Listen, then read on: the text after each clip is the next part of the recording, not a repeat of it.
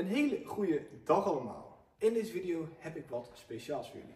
Even luisteren.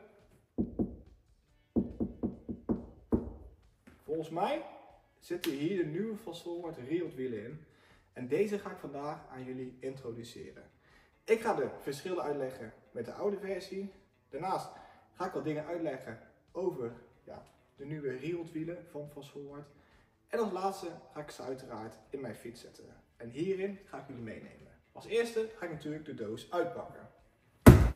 Zo, dit ging sneller dan verwacht. Voordat ik de wielen uit de fietstas haal, wil ik even vertellen waarom ik deze video maak. Nou, deze video maak ik omdat we eigenlijk in de loop van de jaren steeds meer Fast Forward zijn gaan verkopen.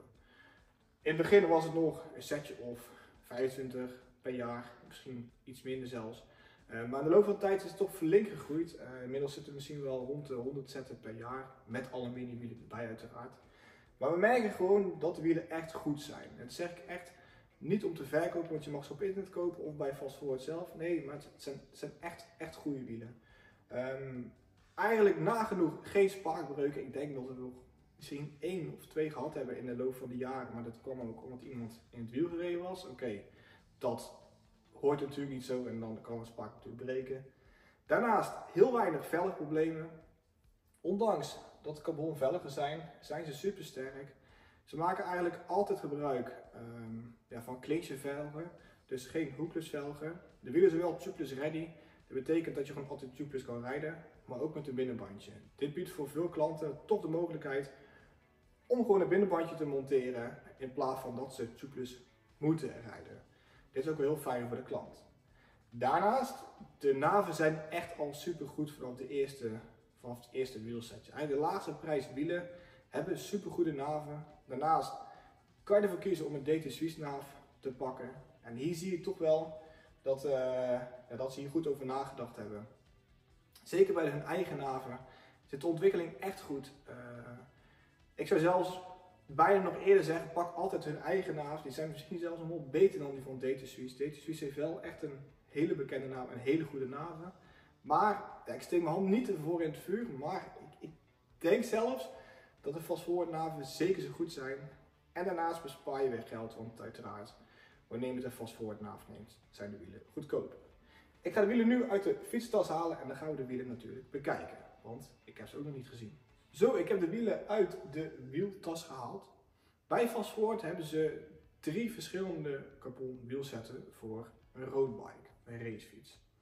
Als eerste begin je met de Tiro, vervolgens heb je de Reals en als laatste heb je de Rauw. De Rauwwielen zijn vorig jaar vernieuwd. Deze hebben een compleet nieuw design gehad en eigenlijk een minimalistisch design. Je ziet nu ook bij de Reals dat ze dit design aangehouden hebben. En dat ze het minimalistische in het wielset terug hebben laten komen. Daarnaast lijkt hij heel veel op het design van de Rauw. Dit is ook super mooi. Dit was ook een super mooi design. En daarom ben ik zelf persoonlijk ook blij dat ze dit design aangehouden hebben. Je merkt bij de klant dat ze echt het minimalistische wilden. Ze wilden geen grote letters, tekst erop hebben. En als ze het willen, dan is het meestal over het hele wielsetje heen. Maar deze zijn minimalistisch. Je kan volgens mij ook bij Fast Forward losse stickers kopen. En hierbij kan je het wielsetje altijd pimpen. Dus het design is wat vernieuwd. Iets minimalistischer. Gewoon hun eigen logo erop, het type erop. Maar voor de rest geen poespas op de velgen. Daarnaast is de velgenbreedte veranderd. Vroeger was de velgenbreedte 19. De vorige Reals waren 21 mm breed. Dan praat ik over de binnenmaat van de velg. Nu hebben de Reals een binnenmaat gekregen van 23 mm. Dit is super ideaal om met 28 mm band te rijden. Deze valt dan mooi op de velg. Daarnaast kan je zelfs tot 30-32 makkelijk gaan. Je kan nog veel breder gaan. Dan valt de band minder mooi. Maar ze hebben de velg dus ook gemaakt voor een bandbreedte van 30 tot 32. Omdat in de toekomst, denk ik zomaar, steeds meer mensen met deze maat gaan rijden. De velg is een clincher velg. Dat betekent dat je hem wel tubeless kan rijden, maar dat hij niet hookless is. Hookless betekent dat er geen rand in de velg zit. Hierdoor moet je altijd tubeless rijden. Heb je gewoon een clincher velg, kan je gewoon tubeless rijden en gewoon met binnenbandje zonder dat iets niet kan. Dit is super ideaal en dit wil de gemiddelde coureur ook hebben. Dus dit is ook super belangrijk wat aan de velg veranderd is. Dan gaan we door naar de spaken. De spaken zijn van Sapim. Sapim is een van de bekendste merken, of misschien wel de bekendste spakenmerk. Deze spaken zijn stevig, zien er gewoon heel goed uit. Zijn slijtvast, ze hebben een platte kant erop en ze hebben gekozen voor lichtere spaken om het wielsetje toch licht te houden.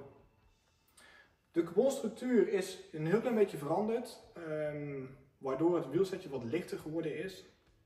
Ja, dit is toch wel waar de meeste mensen ook naar vragen, net een lichter wielsetje. Dit is ook een upgrade in de Riot wielen.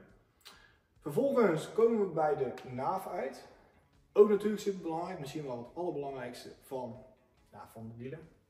Ze hebben gekozen voor een N-gauge naaf. Dit is een nieuwe naaf. Voorheen hadden ze een two-one naaf. Een two-one naaf was ook een eigen naaf. Bij Fast Forward maken ze gebruik van DT-naven of hun eigen naven. Maar wij vinden hun eigen naaf eigenlijk super goed. Voorheen had je de two-one naaf in de vorige Riots. Deze was super goed. Geen problemen mee en eigenlijk altijd vlekkeloos door een heel seizoen heen. Nu hebben ze gekozen voor een N-gauge naaf. Wat is dan hieraan verbeterd tegenover de two-one naaf? Het grootste verschil is dat ze het lichter gemaakt hebben. Ze hebben het design wat scherper gemaakt, waardoor er wat gewicht af is van de naaf. Ze hebben zo'n 50 gram bespaard. En dat is natuurlijk wel heel wat op een naafje zelf.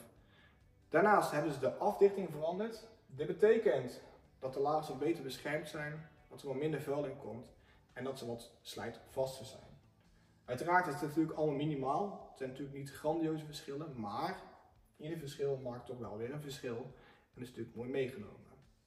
De naven hebben een centerlock, een centerlock voor je schijf op te zetten. Dit is eigenlijk gewoon het beste, het werkt ook het beste.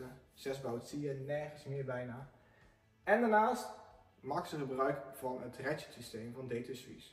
Althans, DT Suisse had het ratchet systeem, maar deze is vrijgekomen, dit patent.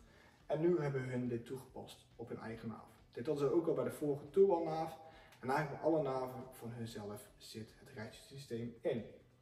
Je kan iedere body krijgen, dus je kan ervoor kiezen om een Shimano, Schrem of Campiolo body te nemen. Het is natuurlijk super handig wanneer je het wielsetje wilt wisselen in een fiets van Schrem naar Shimano of van Shimano naar Campiolo.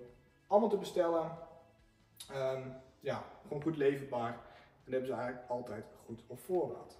Nemen we nu alle verbeteringen en verschillen tegenover de oude Riot wielen zetten, zien we een gewichtsverschil van 120 gram op de Riot 55 met een N-gauge naaf. Dat betekent dat de naaf lichter geworden is en dat de velg uiteraard lichter geworden is omdat je toch wat gram bespaart. Voor de meesten niet belangrijk, maar voor degenen die het willen weten, het is er. Je hebt gewichtsverschil. Wanneer je een eigen naaf neemt, betaal je €1499 voor een wielset adviesprijs. Wanneer je ervoor kiest om een DT Suisse 240 naaf te kiezen, betaal je €1799. Dat betekent dat €300 prijsverschil zit puur in de naaf. Wanneer je het gewichtsverschil gaat bekijken tussen een DT 240 naaf en een N-gauge naaf, zit daar 65 gram nadeel in voor de N-gauge naaf. Deze is net wat zwaarder, dus 65 gram zwaarder dan een DT Suisse naaf. De kleine verschillen maak ik nu toch even op. Misschien toch handig om te weten. Ik ga ze nu in mijn fiets zetten en dan gaan we kijken hoe het eruit ziet. Zo, ik heb de wielen in mijn fiets gezet. Ik heb de banden overgelegd van mijn oude wielen eigenlijk als het ware. Dit waren nog vrij goede banden van Victoria Corsa met een gouden rand erop. De wielen zien er gewoon super gaaf uit. Het minimalistische design komt mooi over. Past mooi bij de fiets eigenlijk als het ware. Een matte zadelpen, een mat stuur en mooie donkere zwarte matte wielen. Minimalistisch design eigenlijk alles klopt gewoon aan dit wielsetje. Dit waren de wielen van Fast Forward. De Riot 55. Je hebt ze ook een 33, 44, 55 en 77 hoog. Dus voor ieder wat wils. Los van de wielen heb ik remschijven gehad van Campiolo. Deze mocht ik testen. Ze vroegen mij, wil je deze eventjes testen? Want hier zit een speciale frictie in waardoor ze dus beter zouden moeten remmen. Ik heb er dus nog niet mee gereden. Misschien ga ik hier nog een keer een video over maken. Daarnaast heb ik er zelf een gravelstuur op gezet. Een gravelstuur is de toekomst, heb ik het idee. Je ziet steeds meer dat ze ook bij de racefiets een gravelstuur gaan monteren. Dus ik ben ook benieuwd hoe dat gaat rijden. En als allerlaatste, het speedframe is nu officieel UCI gekeurd. Dit was hij al in de fabriek, maar nu hebben we hem officieel ook aangevraagd bij de UCI. Dus wij krijgen het stickertje binnen, hij is UCI gekeurd. En voor degenen die dit speciaal willen, hij is UCI gekeurd. Dus jullie kunnen een UCI frame bij ons kopen. Nou, ik bedank jullie voor het kijken. Was op zich wel een leuke video, denk ik. Abonneer zeker, want dit vergeten de meeste mensen nog steeds. En daarnaast zeg ik tot de volgende keer, later en tot ziens. Wil je trouwens meer informatie over wielen, kun je altijd op Fast Forward kijken. Hier staat altijd alle informatie op van alle wielen die ze hebben. Ik bedank jullie voor het kijken. Tot de volgende keer, later en tot ziens.